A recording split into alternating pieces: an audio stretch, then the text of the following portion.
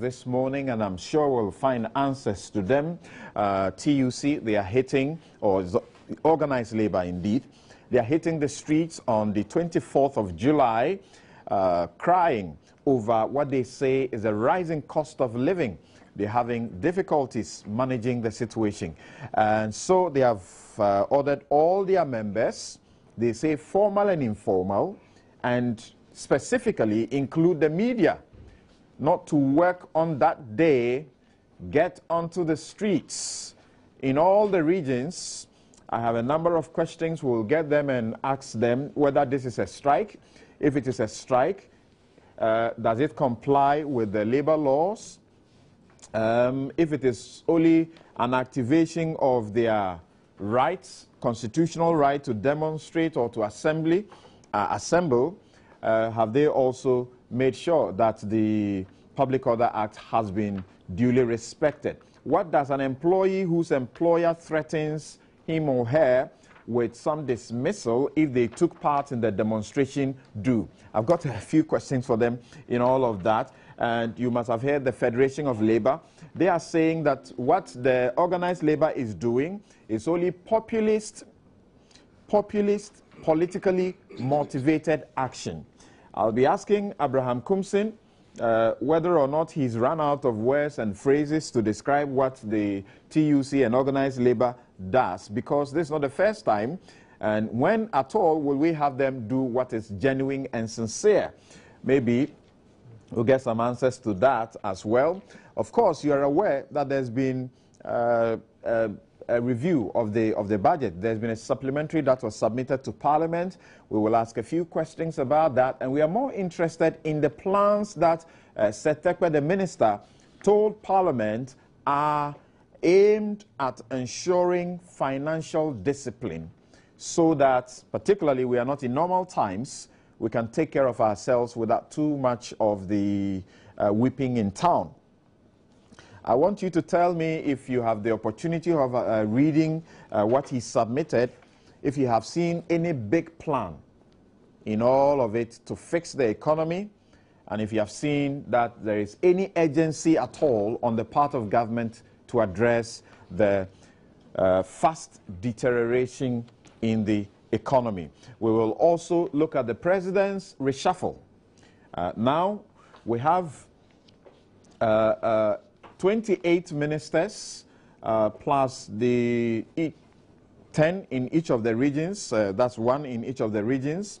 That gives us 38 ministers. You have 5 of them who are in the presidency. We have 34 deputies plus 10. That is deputy regional ministers, a total of 44. Overall, we may have up to 82 ministers and deputies. 11 of the 28 ministers in Accra have 2 deputies each. Is that necessary? Should the president cut down even further, aside of what he's expected to do with the guys at the presidency? I mean, the Flagstaff House. You may have heard about that green letter. We'll look at all of those matters, including, of course, the fear of FIFA because of the commission set up to investigate the Black Stars' participation in the World Cup. FIFA has written to the GFA president asking a few questions to be sure that there is no interference in the manner in GFA's activities. We will look at that as well. My guests are seated, our regular panelists, Abdul Malik Kweku Baku Jr., Editor-in-Chief of the New Crusading Guide newspaper, the man who had a nice birthday last week. Good morning and welcome to the show. Good morning, my brother. I missed the birthday party. I didn't. I missed it. My invitation came in and somehow it was hidden. The time they showed it to me, it was over. We also have Dr. Omane Boama, Minister of Communications and, of course, Media Relations. Is that your new designation now? Communications. Minister of Communications. For Communications. Minister for Communications. Well, the circular from the presidency says that the Information Ministry has been scrapped. But I don't think that may be the correct way to put it, because it appears it's rather been merged with your ministry. Is that not the case? Thank you very much for inviting me. Okay, Omani. Don't worry, he will answer it. And then we have also Kessel Atu-Forson. He's the Deputy Minister of Finance. Good morning and welcome to the show. This is the first time we're having you on this show. Time. Right. I think I've been here once. Once. When we were Right. Okay. That's many years ago, right? Many years ago. Great to have you. And then also Obi Amwa, Member of Parliament for Eburin Sawam and former Deputy Minister of Youth and Sports. Good morning and welcome, sir.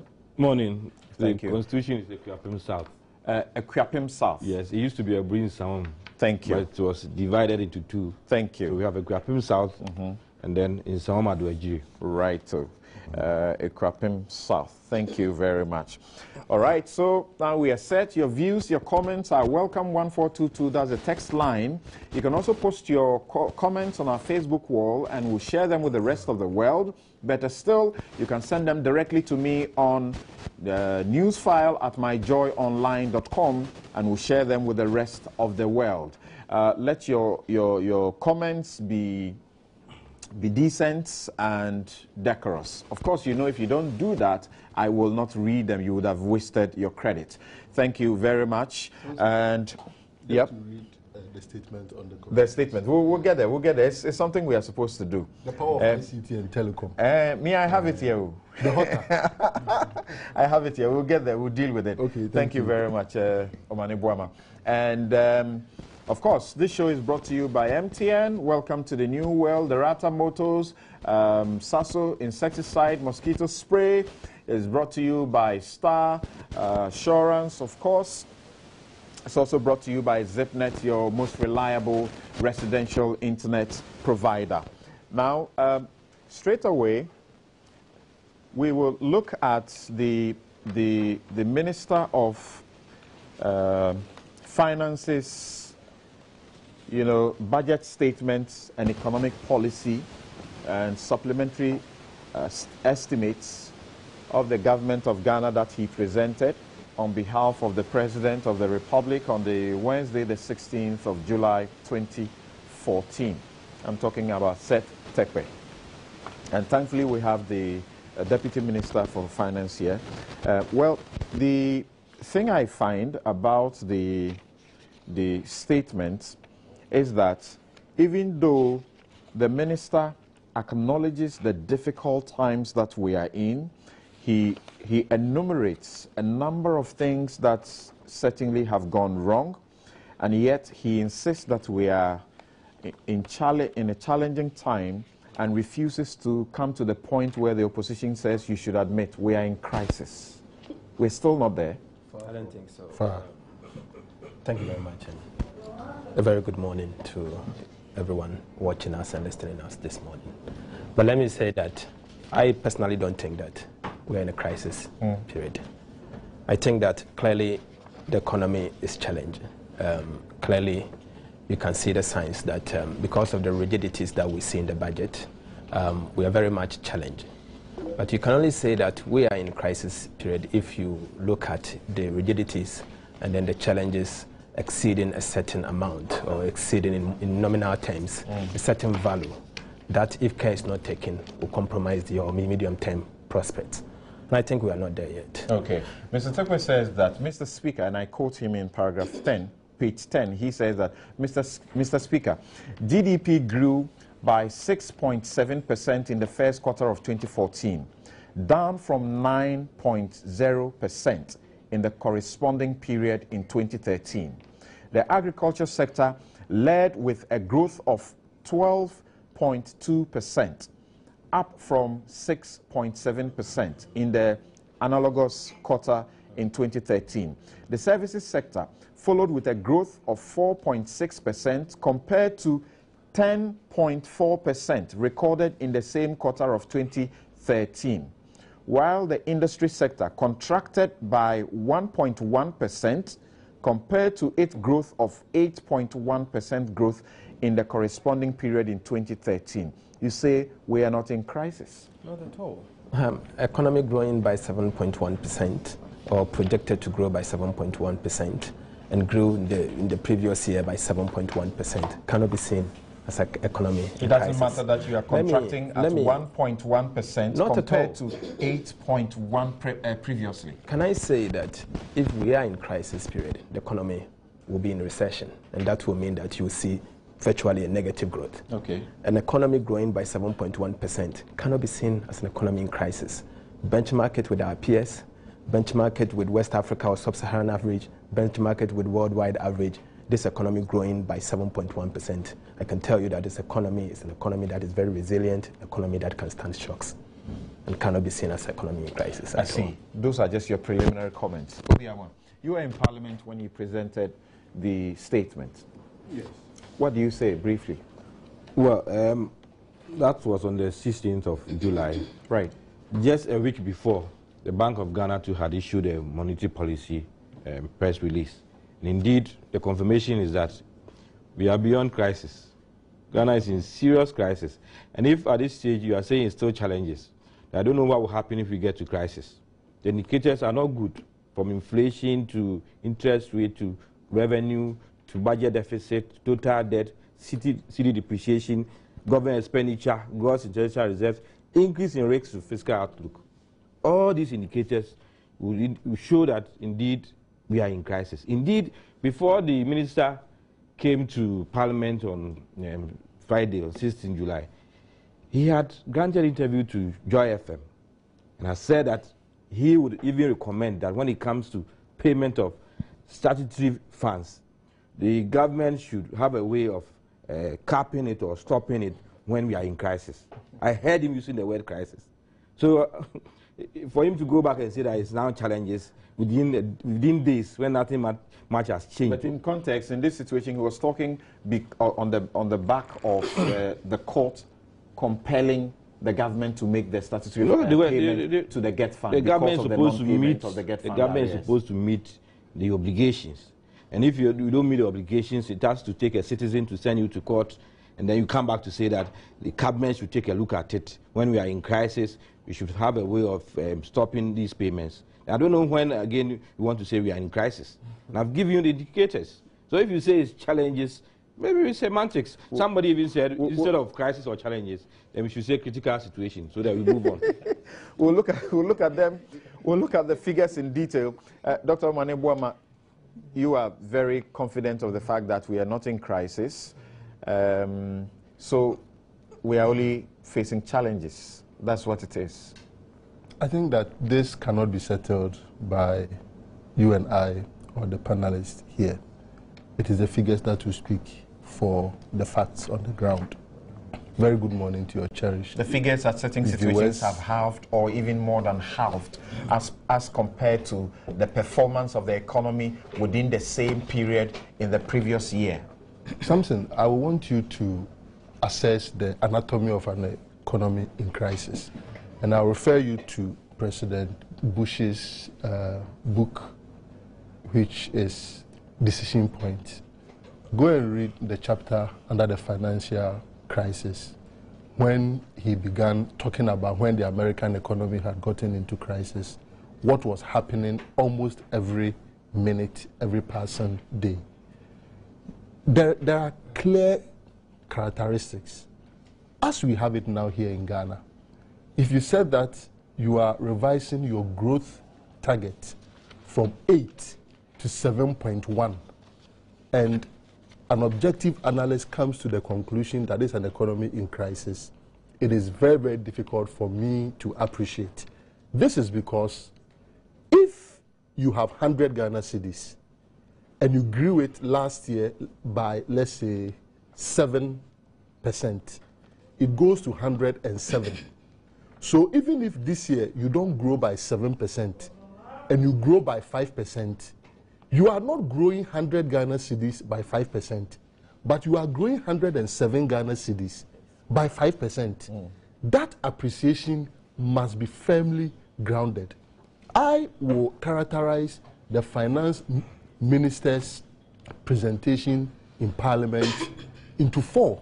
That one, he went there to indicate what government is doing to inject much more resources in government's agenda in making sure that we support made in Ghana products. 2, in ensuring that we boost SMEs.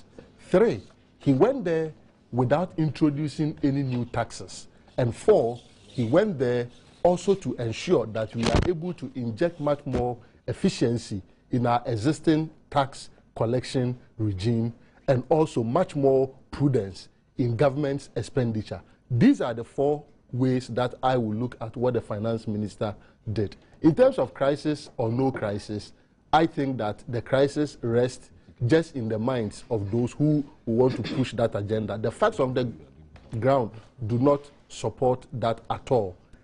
A GDP growth estimated to be 7.1%, and then you are talking about crisis? No way. Okay. Kwaku, what do you say?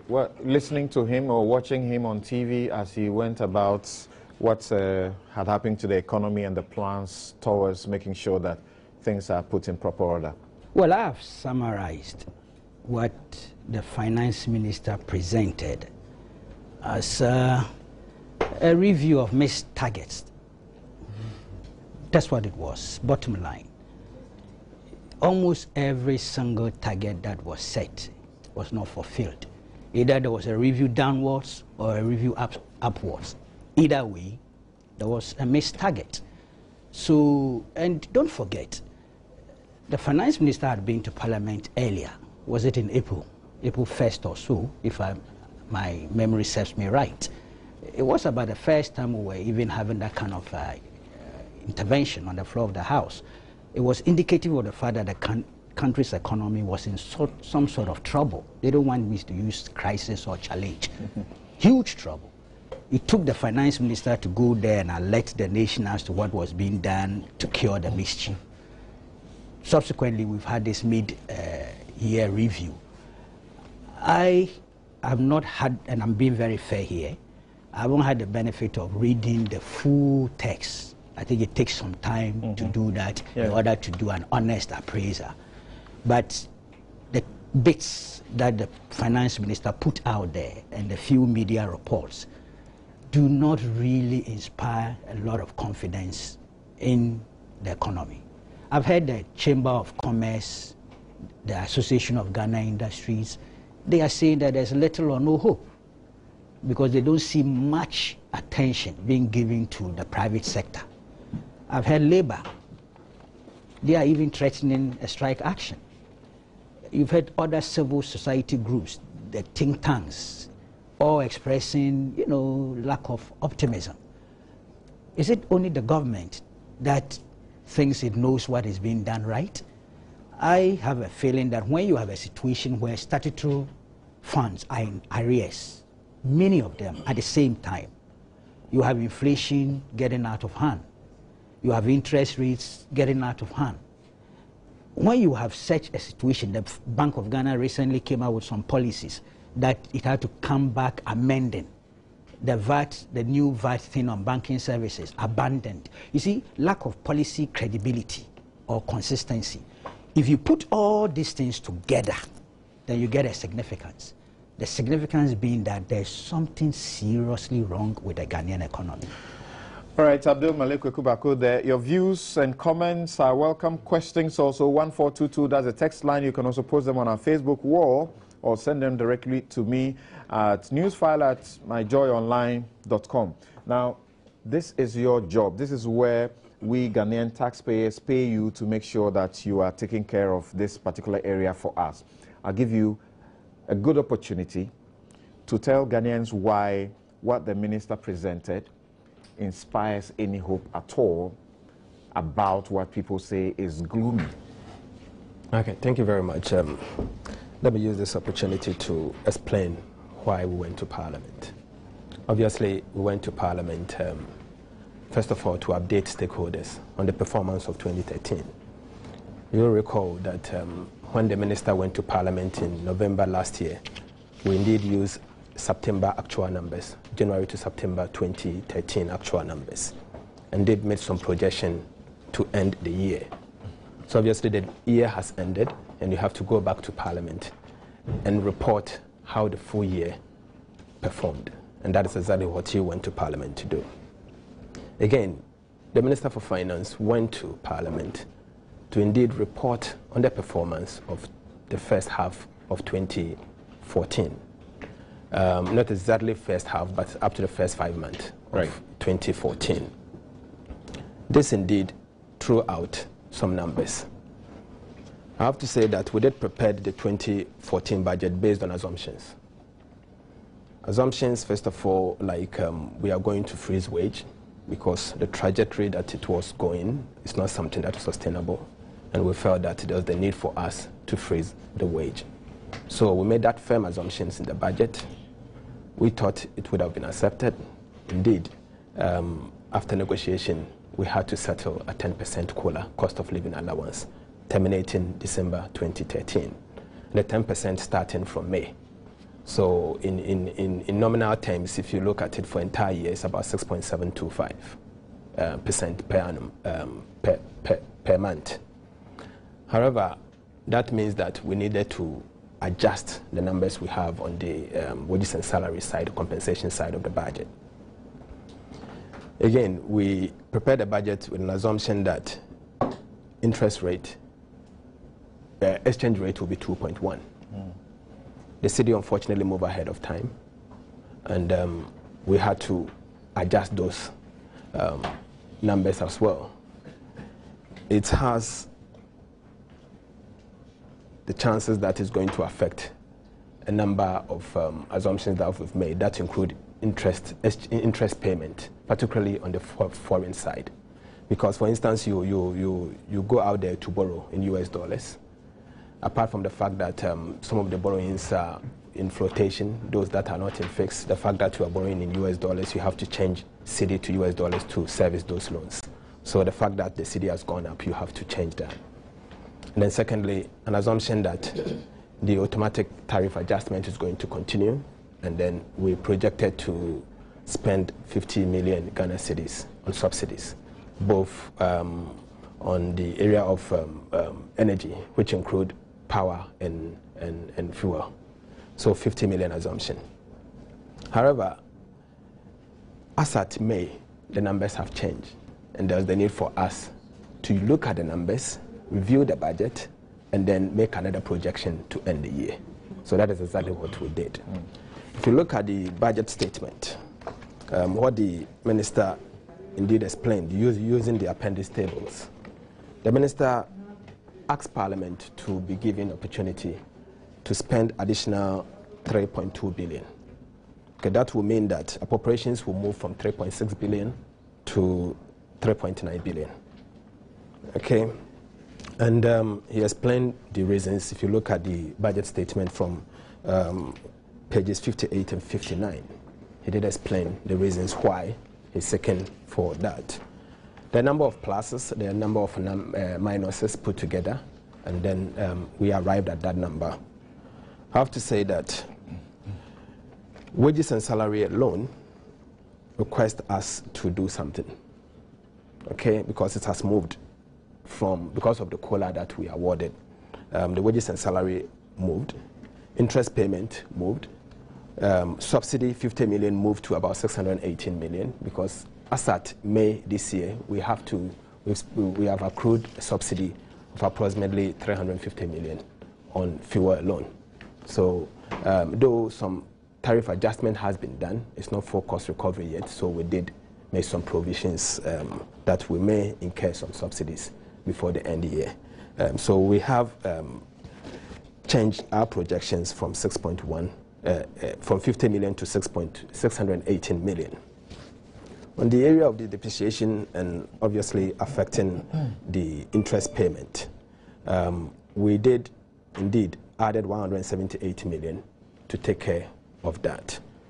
But above all, what I think we try to do is to be realistic on what we are confronted with, and obviously the fact that we have to make some changes. From the revenue side, we saw the fact that some tax types are not performing, obviously due to a number of reasons. From the area of VAT, VAT underperformed by about 200 million. One, because of the fact that we have not been able to implement the VAT on financial services. That alone, we budgeted for 135 million for the entire year. for the first year, and half year has gone. We've lost 65 million already, and then we'll review that. If it's not implemented to the end of the year, then we're going to lose 135 million Ghana cedis. Okay.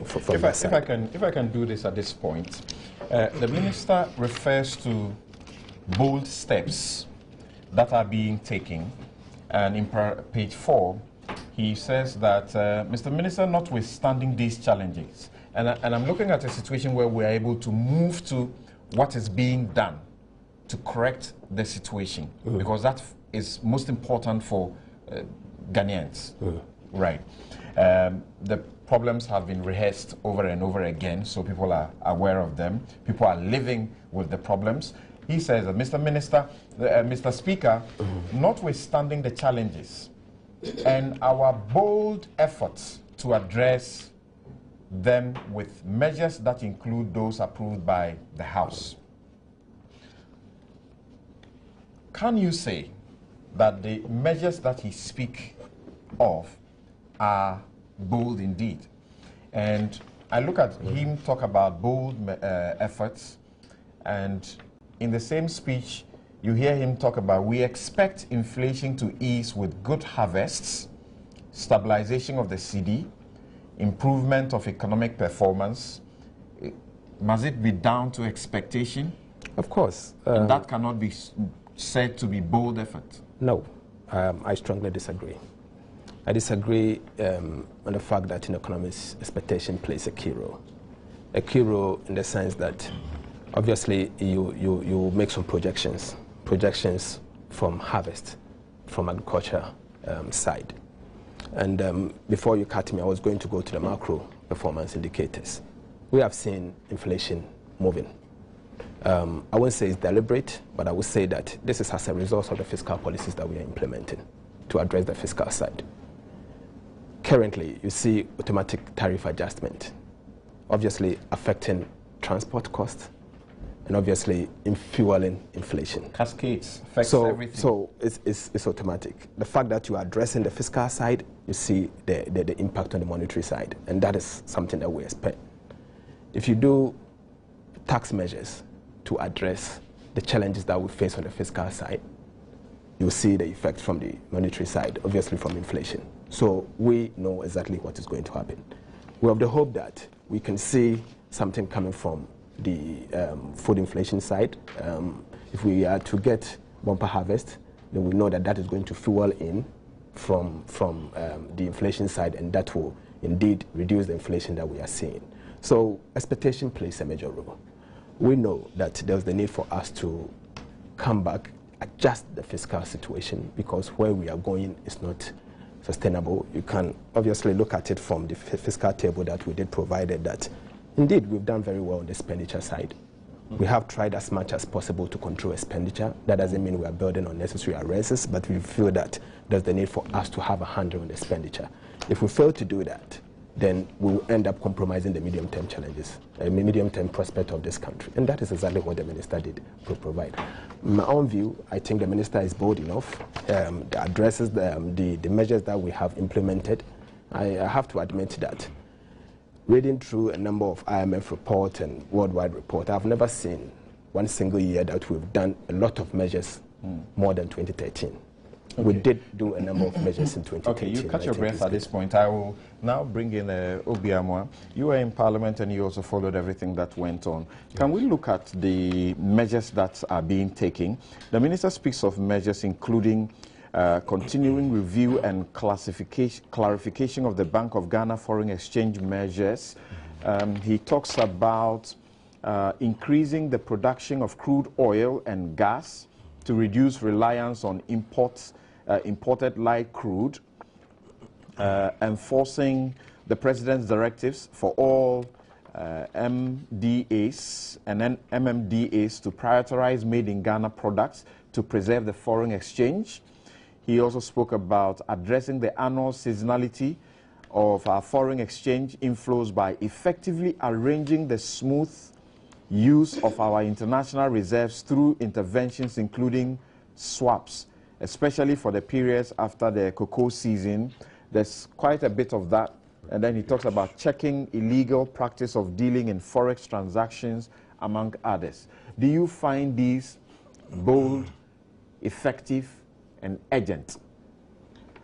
Well, thank you, Samson. Well, before I even get to that, what I would say is that the government is doing well when it comes to taxing us. It's doing very well. If you look at the figures, for income and property taxes, the percentage was 180.6%. That's the increase. If you come to on domestic goods, 86.5%. International trade taxes, 94.4%. Indeed, social contributions, 132.7%. So when it comes to taxation, bringing revenue, the only side that you could say that they couldn't make it or fell really short was grants, only 31%. So as far as revenue is concerned, or taking money from us, they are doing very well.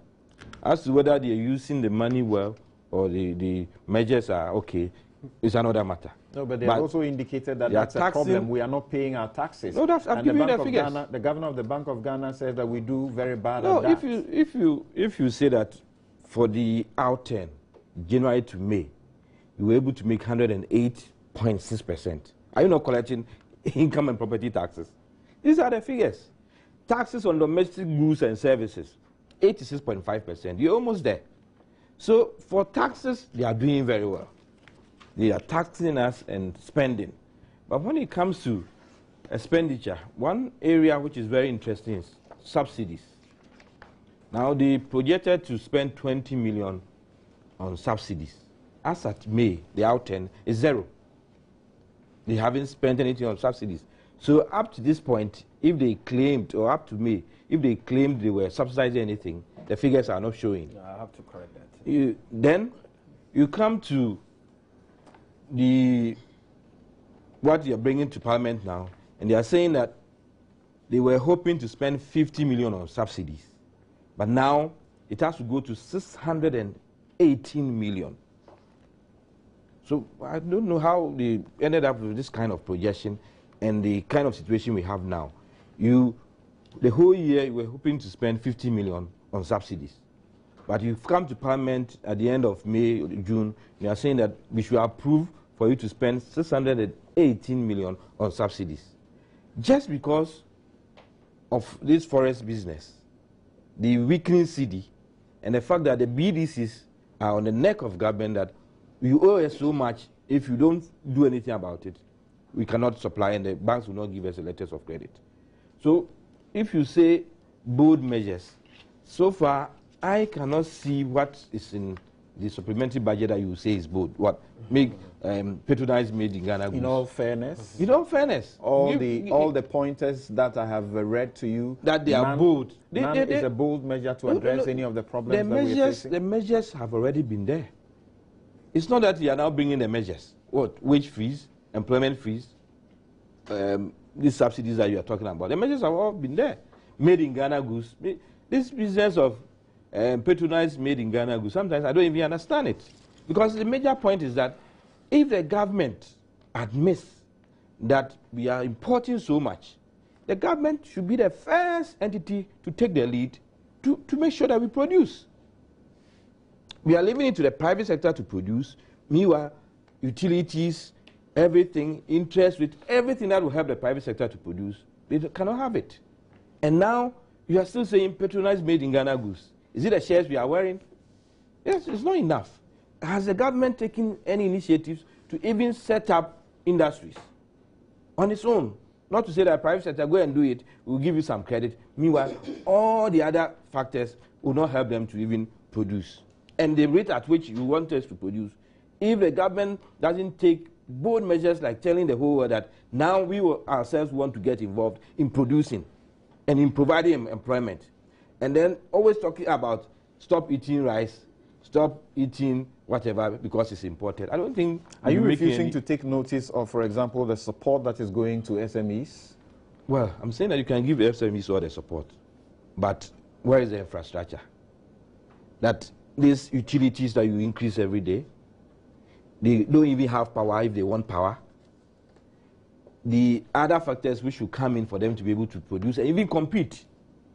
If you say you're giving me all the credit, I should produce, I'm producing to compete.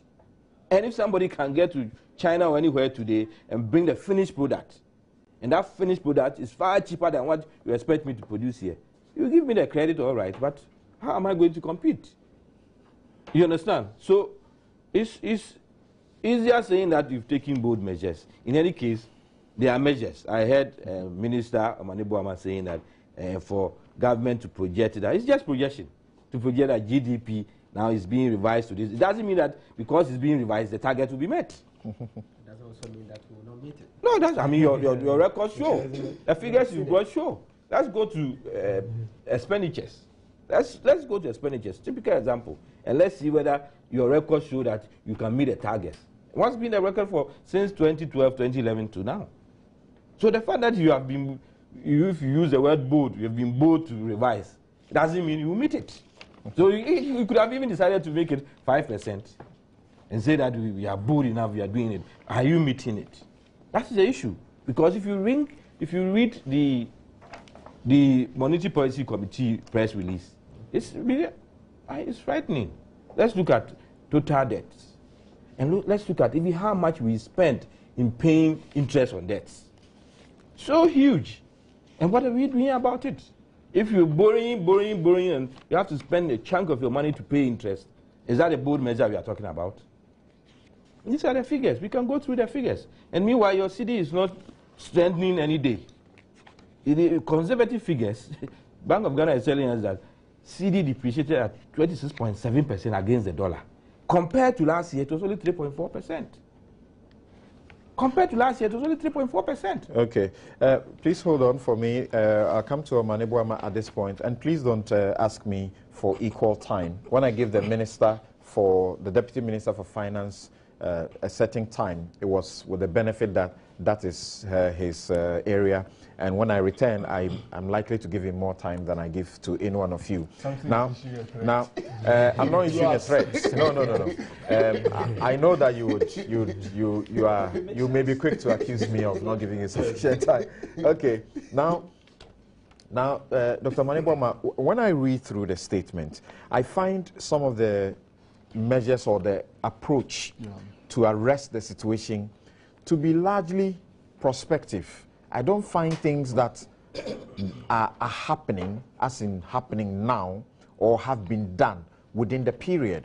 And I give you some examples. For example, in page 24, the minister says that government has started the process of setting up.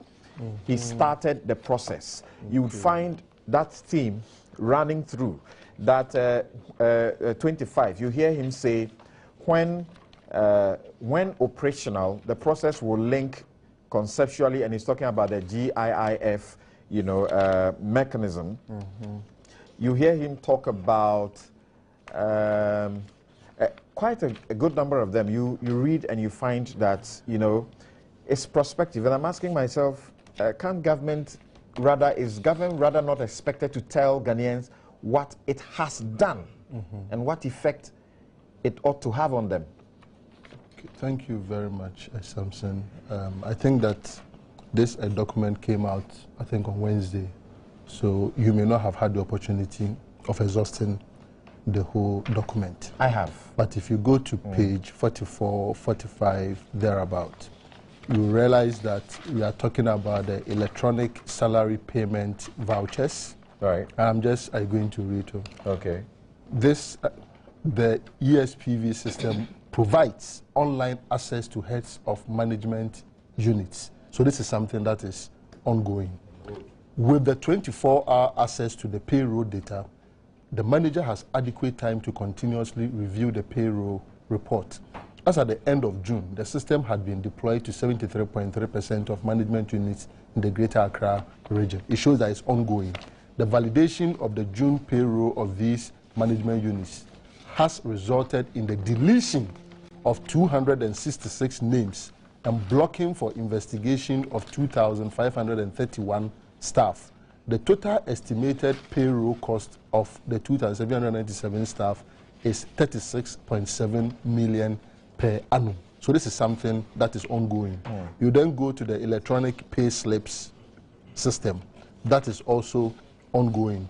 If you look at the way that we are trying to ensure symmetry between customs and the data of domestic records of taxpayers, and you can find that also on page 46 of the budget statement. What basically that is trying to address is to ensure that whereas in the past you may have withholding tax and all that being dealt with independent of those who are going to collect the taxes, whereas in the past you may find out that somebody will go and clear the vehicle and that had no linkage with the DVLA in terms of the number plate that will be given, in terms of the vehicle registration. Some actions have gone on, and as a result of this, some monies have been retrieved to the state. If you talk about the Ghana Investment and Infrastructure Fund, this is where I always use the gestational period analogy, that pregnancy may be about 9 months. If somewhere in the 5th month you are saying that because the product of conception has not come out as a baby, it means that nothing has been done or nothing is being done, you may not be fair to the woman, because if you look at the Ghana Infrastructure and Investment Fund, which Parliament gladly passed just about 3 days ago, you realize that it took about 2 months of intensive work to be done to put the bill itself in place. Cabinet approved it, and then it went to Parliament. Parliament also had to exercise a lot of prudence and diligence in scrutinizing the document. That has been passed. What is left is concretizing it on the ground and operationalizing it. So it means that these measures had taken place. The output from the Ghana Investment and Infrastructure Fund is going to be enormous in terms of our debt sustainability and in terms of provision of critical national infrastructure. This is what I mean. We used to have, and we are still having, debt service accounts all over in about 6 or 7 banks internally and externally. With the establishment of the Ghana Investment and Infrastructure Fund, we are going to pool all these debt service accounts into one. So for instance, if you were going to pay CDB, and per the agreement, you were expected to maybe have some debt service account sitting somewhere. In this case, all these monies will be in a dedicated account, which the Ghana Investment and Infrastructure Fund is going to manage, just with the assurance that at least 2.5 percentage points of VAT will go into this annually. It's even an assurance that you can leverage that to be able to raise revenue and all. Again, if you look at the fact that in terms of boosting the consumption of made in Ghana goods, if you study this document critically, you come to no other conclusion that in the pharmaceutical sector, we are providing $10 million separate and about 9.2 million Ghana cedis for locally manufactured pharmaceutical products. If you also look at the rice manufacturing sector, in this same document, 20 million Ghana cedis. And even just this week, yesterday, I saw Honorable Fifi Kwete, I saw Honorable Haruna Idrisu on TV having a program on this 20 million Ghana. It is to serve as a boost for the rice producers, so that much as there is a huge campaign against importation of rice, if you are not careful, there will be an imbalance where people will shift their appetite completely and you may not also have rice for them. Another one has to do with what is still happening at the Ministry of Agric, the broilers project, where Honorable Hanabisiu and her former boss, what they have been doing is to ensure that those who are into poultry, what we used to have was the existence of basically a no non-tariff measure. What we are doing now is you are an importer of poultry products. At this stage, we are not at the point where we can produce all the poultry that Ghana needs. So if we went ahead and banned the importation of poultry products, we are actually going to have protein problems because you cannot produce at this stage all that you need. So government is saying that for the importers, there's a non-tariff measure which basically says that if you are going to import X amount, make sure that this fraction of that X, you procure it from our local poultry farmers. Let's face it, and I am not surprised that so far we have not had alternative measures from the political opposition. That clearly gives me an indication that the policies that we are rolling out, the gestational periods are varied. Some are maturing earlier, some will mature in the course of time. They may only criticize us for the longevity of the gestational periods that we are dealing with. But let's not overlook the fact that Ghana is not the Ghana that we used to have maybe 10 years ago or 15 years ago. Ghana is a lower middle income country, and there are attributes of a lower middle income country. If even as a multimedia group, you used to borrow and you are expected to repay it in a period of 40 years, and now something happens and they say that if you borrowed, we are going to now increase the interest rate, and your repayment period has also been contracted from 40 years to 25 years, these are obviously adverse conditions that you do not have any control over. You're talking about a lot of nice things that I'm asking.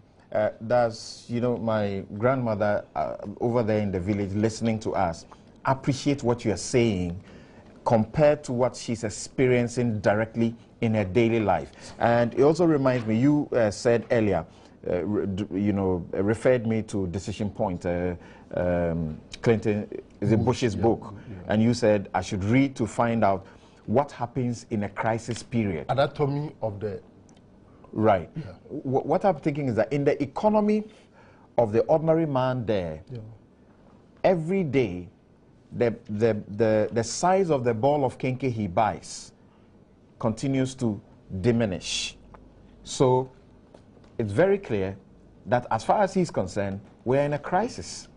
Thompson, I think that you've fallen in love with the word crisis this morning. Nothing is going to dislodge, excavate, remove it from your mind. And that is not the reason for which I'm sitting here. You made mention of the fact that your grandmother may not appreciate all that I'm saying. I do not know the language that maybe your grandmother would want me to express this in. However, if I met her one-on-one, I would try and speak in a way that she would appreciate. The other thing also is that there are challenges, and government has never said we do not have challenges. Indeed. If Ghana had no challenges, I'm not sure any politician would have gone out there to say that, give me your mandate, the sovereign people of Ghana, so that I will govern. So I'm very sure that your grandmother, having lived through with the experience that she has, our grandparents, the experience that they have, they will obviously tell you that there is a reason why we always say the good old days. Almost every time. Today, we are complaining that, and you want to say that maybe we are in crisis. Give us 10 years from now, some others will be referring to this moment as the good old days. Perhaps we need to be interrogating why this kind of thing Let me hear from Kweku. Kweku, you since this problem started, you have always pinned it down to incompetence and financial indiscipline, directly. After listening to the minister and reading his statements, don't you find that there are situations that are absolutely situations that we could not do anything about? Like what? Who are the managers of the economy? So the CD depreciation, whose responsibility is to deal with that matter? Look at the recent Bank of Ghana measures to tackle the CD dollar devaluation matter, depreciation matter. Look at how they went about it. You see, that's the point I was making, that lack of policy credibility and consistency. When the Bank of Ghana launched that whole scheme, there were a lot of public complaints. Ordinary minds like us, in terms of the economy, made the point that this can create crisis of confidence in the banking system from the business community. Today, they admit that, and so resorted to some amendments. Look at the recent VAT thing that they have abandoned, at least temporarily. When it was brought out, the same public outcry that, look, you are not crafting this thing well, you are not communicating its significance very well, and so it is going to have problems relative to the banking system. Eventually, what happened? They abandoned it. So you see, when you have a situation where managers of the economy display a certain level of inconsistency and lack of credibility, it doesn't inspire confidence, not just in the ordinary people like us, but even in the private sector, the business sector. That is the point I am making. You understand? So that failure, that is so perennial. And look, without public confidence, without private sector business confidence, nothing you put out there will materialize. So that is the bottom line. Okay? Let's look at the minister's thing. There was a 3 billion Chinese loan. I'm sure we'll be coming to the specifics. But can you recall the public outcry, the minority's own attempts to try and get the thing revised? Dr. Akuto says persistent public intervention. He said it was bad from the start. Bottom line, many years down the line, 2-3 years down the line, we have come to Parliament now to tell the whole world that we are no longer taking 3 billion, but we are going for 1.5 billion. Meanwhile, we've done some payments already. Right. On the basis of the 3 billion facility. That's correct. So the point I'm making, you see, when people don't listen, when people who are in charge of the economy do not listen, do not want to absorb alternative views, however critical, but wait till we get to a place where, like a cul-de-sac, and then turn around, that brings lack of credibility, lack of consistency. Look, you cannot perhaps quantify that, but it may appear intangible, but it has its own value for economic performance.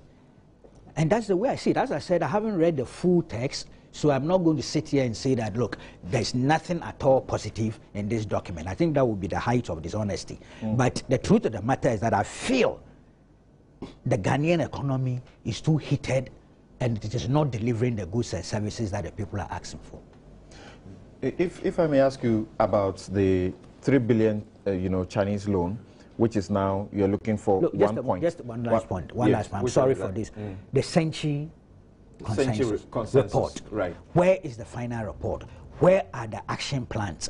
Now, when you have a situation where so much was invested in it, public confidence, everything, and then you were given a deadline within which that report will be released and action plans released, which would have guided all of us in having a more consolidated and perhaps comprehensive discussion, it's not available. That trait does not help. We're told the Vice President is working at it. My goodness. Well, last time we were told that because Mr. P.V. Obin was dead. You see, this kind of communication and inability to deliver on specifics. Here, on this very program. Oh, am I wrong? On this program, the host is my witness. A presidential staffer. Please. I mean, on this program, he was not joking. He meant business. So I'm not entitled to refer to it. Is that what you are saying? Thank you. No, it was ridiculous. We can be more serious. But that is a presidential staffer who came on the government is a program. continuum. Thank you. You don't expect that because Kuku refers to the 3 billion loan, which you have now reduced. So why are you using it? Which you have now reduced to 1.5, correct? Now, he's telling you that when he says, consistently, that it boils down to incompetence at managing the economy and all of that, that ought to be the case. Because, why? The minority had prompted you from the word go that this was a bad agreement and needed to be renegotiated. You insisted that they were wrong. As we speak, we have made a total of about, $54 million in commitment fees only. and at this point we are saying we're not interested in the full amount anymore. All right, thank you very much. And for the records, I did not hear Kweku say incompetence. Maybe if that's your words, but I did not hear him say that. Monetary discipline has been my catchword for a long time now. It's more than incompetence. but I don't see incompetence in this. And seriously, for me to, I would like to start from where Honorable Obiamo, he raised an issue I need to give clarity, and then I'll come back to the CDB. Okay, you do that very quickly. For the first one, on subsidy. You raised the issue of subsidy and the fact that we have not paid anything this year. The minister did not say that whatever we've accrued for the year, we have paid it. If you can speak up a bit. What we said was clearly that we made a projection of 50 million in the budget that by end of year, we will accrue subsidy of 50 million from energy side. That is outside agricultural subsidy that we budgeted for. Again, we said that, and we've come out to explain that the classification of Forex as a subsidy is wrong. I've never seen anywhere that we have Forex subsidy. Nobody subsidizes Forex. It's not a subsidy. You can classify it as a loss, but you cannot classify it as a subsidy. So Forex is not a subsidy, it's a loss. However, I want to put on record that we have come out again to explain that one, as at last year, we were owing the petroleum side subsidy to the tune of 204 million. We have paid 120 million. We still owe 84 million. This year to date, we have been able to accrue a subsidy of 227 million. That is subsidy. Based on that data, we've projected 618 million as subsidy for the year. So just for the records to correct those information that you have there. So that is the basis of the assumption. Without interrupting you, the figures here show that as at end of May, the figure is 0. No, but it means as at end of year, what we have accrued to date, we've paid nothing. Yes. But we have paid the arrears for last year. It's two different because we prepared the budget on accrual basis. Okay, yes. Now that you sorted that one out, can you and move then on to straight to CDB, and then I'll come to monetary policy because you raised the issue on the CD. On the issue of CDB, yes. And let me again use this opportunity to explain that the structure of the CDB facility is a trade-backed facility. It is not the usual sovereign-backed facility where you go for a loan, they look at your rating and give you a facility. Let's say 3 billion based on disbursement profile or agreement that you achieve, and then disbursement will follow. This is purely based on trade. So you get X amount of trade to the company that is, or to the organization that is going to give you some sort of facility in the form of loan. So we have given CDB a trade of 13,000 barrels per day. Based on that, they work a financial metrics. I don't want to bore you with the metrics, how it works. And then a percentage of that goes through the collection account and the debt service reserve account. And then based on that, they calculate the metrics and give you an amount. If you look at the CDB structure itself, we have the master facility agreement that is made up of a number of subsidiary agreements. So as part of the MFA, the understanding is that as soon as you sign one particular MFA, subsidiary agreement, one will add to the other, and it will trigger the opportunity to use their financial metrics to assess whether you qualify for additional facility or not. From scratch, we started giving them 13,000 barrels per stream day. We, from our part, we are giving them that facility. They've signed 2 subsidiary agreements. As we speak, we've drawn down cumulatively 94 million. We went back to CDB to get some arrangement done to sign the remaining subsidiary agreement. Based on the trade that we give to them, we came to understanding that that can cover, the trade that we give to them can cover up to 1.5 billion. And that is why we capped it to 1.5 billion. Again, we discussed with CDB to look at the issue of the commitment fee. And I can confirm on this platform that something good has come out from that, in the sense that the initial agreement on the MFA clause 11.2 was that we use the commitment fee is based on undisbursed balance of all the 3 billion, on the total facility of 3 billion. But now we have changed that to mean that the commitment fee will be based on signed, the undrawn balance on the signed subsidiary agreement. That means that in August this year, from August this year, the cap will start. And then I can also confirm that, look, if you look at it, the last time we paid commitment fee, we should have paid 12.5 billion, 12.5 million US dollars. But indeed, we have only paid 2.3 million. So there has been some changes, and CDB is insisting that we go back to Parliament with side agreement that will amend the master facility agreement and amend the 5-party agreement. So there has been some changes on that one. Okay, thank you very much. Changes, what sense? So nothing really went wrong. No, changes. Nothing negative happened. I wouldn't say that nothing has gone wrong, but what I can confirm is that in spite of the challenges that we encountered with this facility, we've been able to make some headway. They were not envisaged, and you were not prompted. No. Regardless of the prompt or what, but the truth is that we have made some progress on that. This is the difficulty. If you don't accept that certain things could have been done in a way that were not done, you know, that it helps for a consensus building. But if we are still rationalizing, it's difficult to accept that. But something on the issue clearly of the something city was not done properly. I think he raised another issue on the city, and that requires a clarification as well. If you give me the opportunity. You don't get the time to discuss every single thing that is raised. Yeah. I just wanted your quick reaction to the CDB, and then we'll move on. Well, we raised a number of issues against the contracting of the loan as far back as September 2011. And this is a very important loan. This is a very important loan. Because it is needed to fund a number of infrastructural developments that we cannot do away with. Yes, we raised those issues. We said even due diligence was not properly done. We said that it was even in contravention of the Act on Revenue, oil revenue. We also said that even the figures that we were quoting, apart from the fact that we were able to even reduce some of the figures, like 1% management fee, they were saying annual.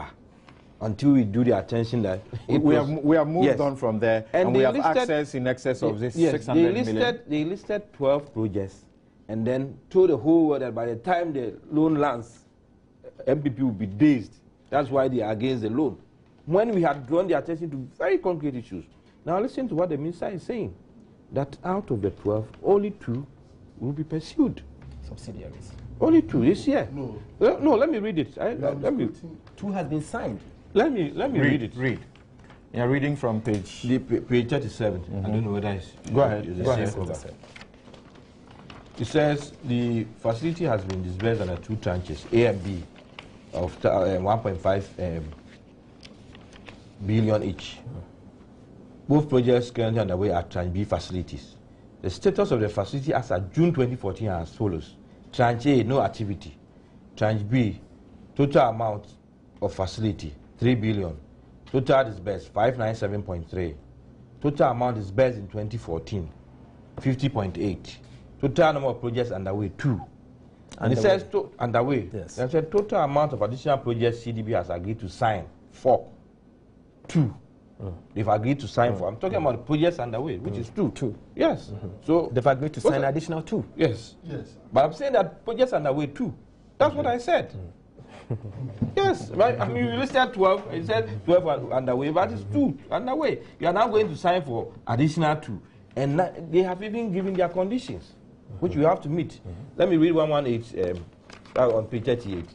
The side agreement is to primarily ensure that starting from the 10th shipment of crude oil to Winnipeg, Asia, in support of the facility, GOG will transfer an amount of equal to 49% of the price of the shipment into the debt service account to ensure that GOG has sufficient funds to service the debts when principal repayments become effective in 2015. So these are the issues. And some of these things, we raised them. The idea was that, look at the projects they listed, Accra Plains, this 20 million.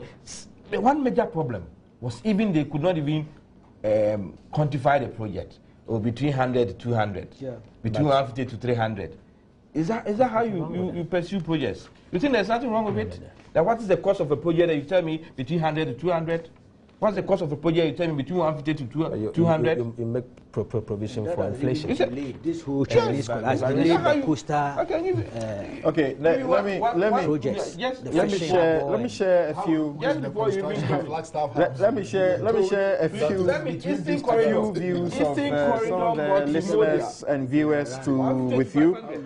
E. Nana Kwesi Hineku Jr. says that Samson Omani Boama should give us a break. Look, when a woman is pregnant, in 5 months her stomach could be protruding enough to show signs of pregnancy and give hope of conception.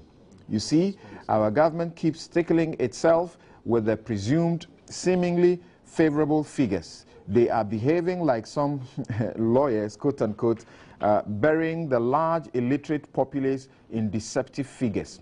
What is the reality? We are tired of the lies.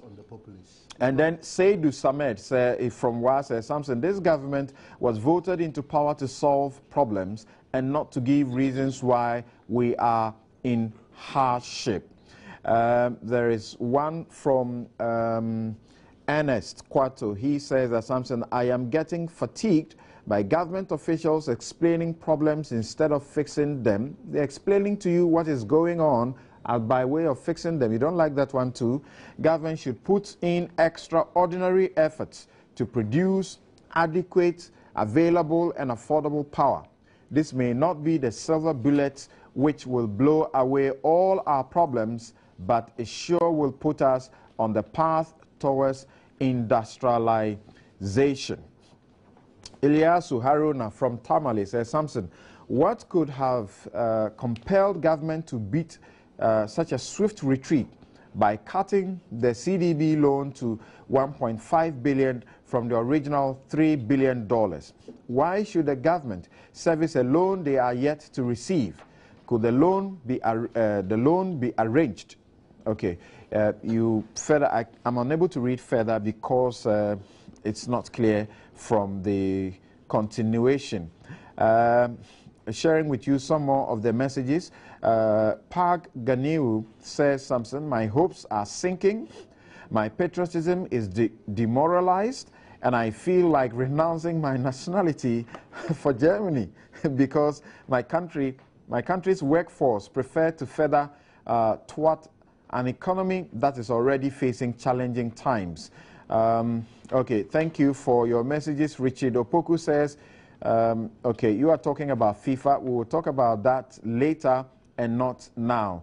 Fusenu Safiano says, Samson, I am not surprised at all with the posture of organized labor. We'll deal with organized labor very soon. So just keep your calm. Frank says, challenges, crisis, shocks, or call it whatever you wish.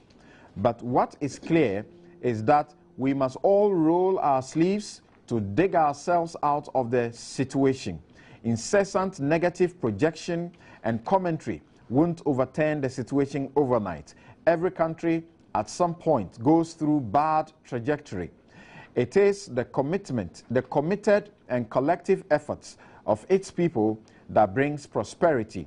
Yes, there's been bad choices, but drumming negativity further damages confidence locally and globally, the effects of which falls back on all of us. The state, okay, thank you very much. So that's Frank there calling all of us to rally around and pull up our sleeves and ensure that we are doing what is necessary to get the economy back to shape. Ibrahim Kopa in Tamale says, it is not the matter of injecting huge sums of money into the economy. Rather, there should be reduction of unnecessary oversized expenditure, reduction of unnecessary ostentatious lifestyle of government appointees, zero rate of corruption among political appointees and others.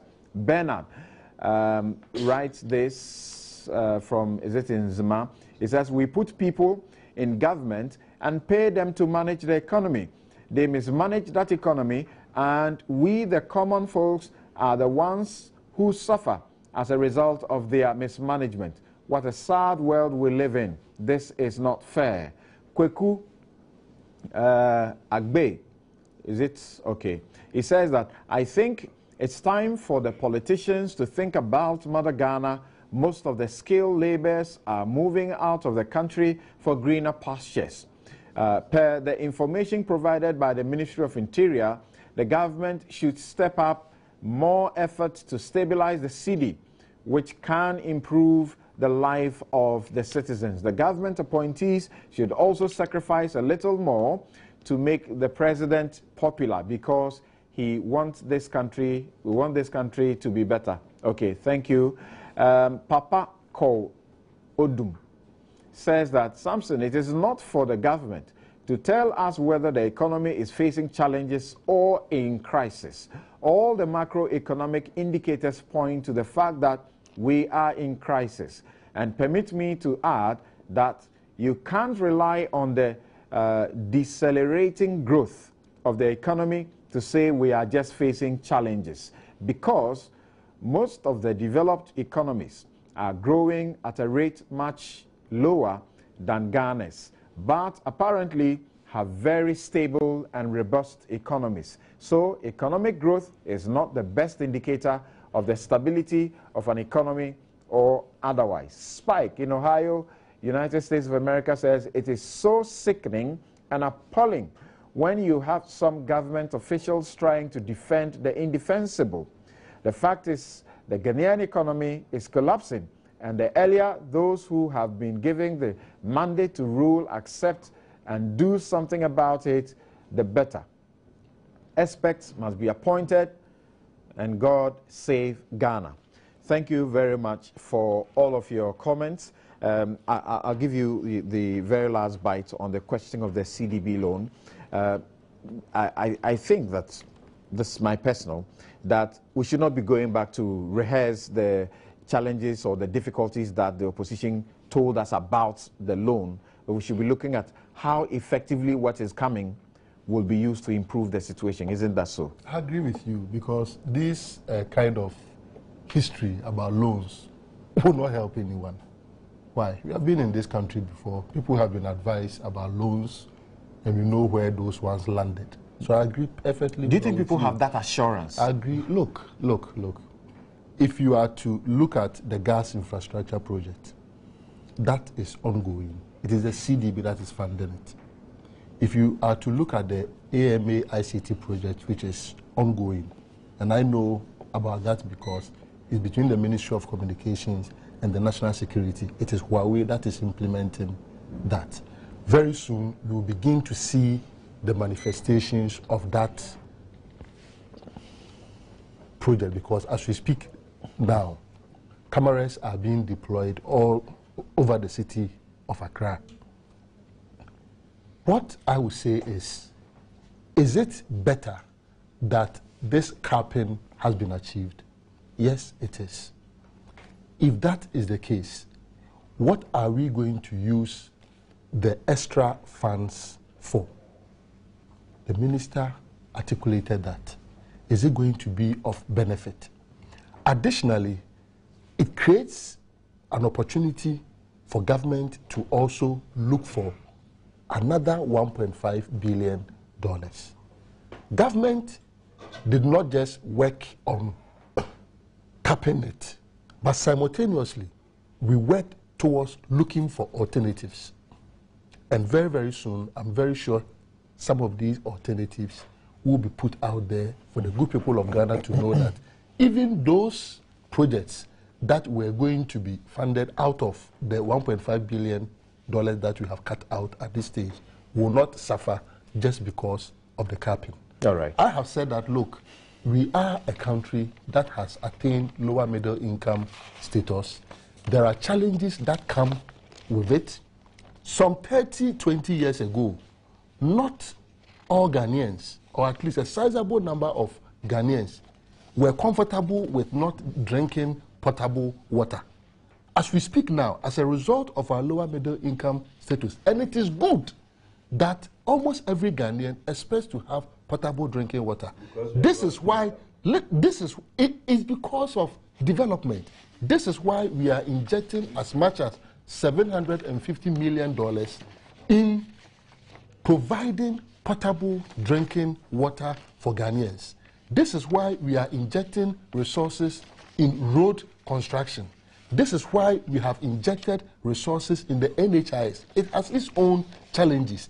But if you are to assess the figures on the ground, you will come to no other conclusion that the resources that have been spent on the NHIS, even as we speak now, with all its challenges, it is far better than what we have had in the past. Just last year alone, 2013, utilization went up all the way to 27.4 million, as compared to 2009 figure of 16.6 million. Money spent on it in 2009 was 362 million Ghana cedis. It jumped to 748 million Ghana cedis in 2013. It has challenges. Yes, it has challenges. I've said that, but it has challenges. What is the big deal? What is the big deal of investing huge sums of money into a project that only leads to unsustainability? It is not. It doesn't make sense to me. It is not unsustainable. There must be something wrong somewhere. NHIS is not unsustainable. I'm not saying so. Thank you, gentlemen. Thank you, gentlemen. This show is paid for. It's paid for, and let me make some money here. It's free after 1 on MTN. Talk for as long as you like with MTN and Commodore. You pay for the first minute and the rest is free. Yes, it's absolutely free after the first minute. Enjoy unlimited talk time only on MTN to MTN calls. To enjoy the offer, call 315 or dial *315# to subscribe for free. So go on, enjoy long conversations only with MTN in Commodore. Terms and conditions apply. MTN, welcome to the new world. MTN, everywhere you go. Now, Bank of Africa, they are the unique bank with unique banking experience that awaits you without any stress. So they are inviting you to come for their products that are tailored to satisfy your corporate and personal banking needs. You just have to call them 0244338226, or you can look for them on their website and enjoy all their products. They have branches all over the country. Just visit a Bank of Africa branch and enjoy the best of banking services. Falcon Properties is at it again. You buy a plot of land 70 by 100 for only 4,500 Ghana cedis and a half plot for 2,500 at Afenya. The lands are secure, they are litigation free, they are close proximity to electricity and water. They are well demarcated roads also. And this promo lasts until 31st of July. Call them 0302 9025 9122 or 0249 315 621 or 0249 315 652. You can also visit them at falconproperties.com.gh. Thank you very much. We'll take a quick break. We'll be right back to speak to Labour and ask them what exactly they intend to do on the 24th of July. It sounds like war and plunging this nation into a big security situation.